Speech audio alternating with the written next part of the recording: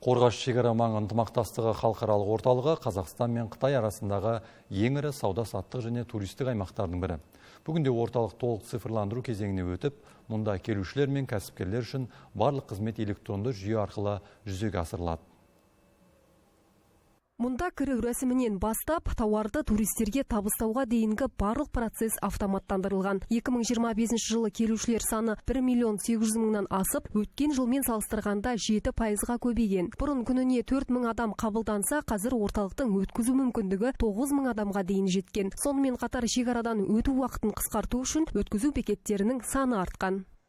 Бұрынғы қарағанда қазір электронды билет алу барлығы цифрланған жүйеде дамыған. Халық үшін өте қолайлы, кезек көп күтпейсің. Бұрын кезек кезінде өте көп адам болатын, сыртқа дейін шығып кететін адамдар. Қазір ондай жоқ. Қазір зал үлкен, кең.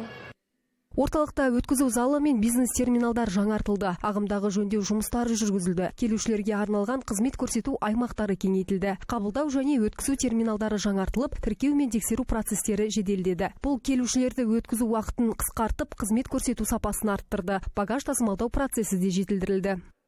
Қабылдау және өткізу терминалдары толыққанды жаңартылудан өтті, ағымдық жөндеуден өткізілді.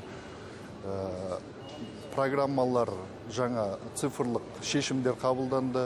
Тауарды өткізгеннен қабылдау алғанға дейінгі екі орта, жаңағы 1,5 сағатты құрап отыр деп отырмыз ғой, 1 сағат пен 1,5 сағаттың ол біздің кеден және бүркіт информациялық бағдарламаларымен интеграция жасалынды. Айта кетейік, орталықта электрондық құжат айналымы жүйесі жаңартылды. Соның нәтижесінде өтініштерді қарау мерзімі 72 сағаттан 4 сағатқа дейін қысқарған.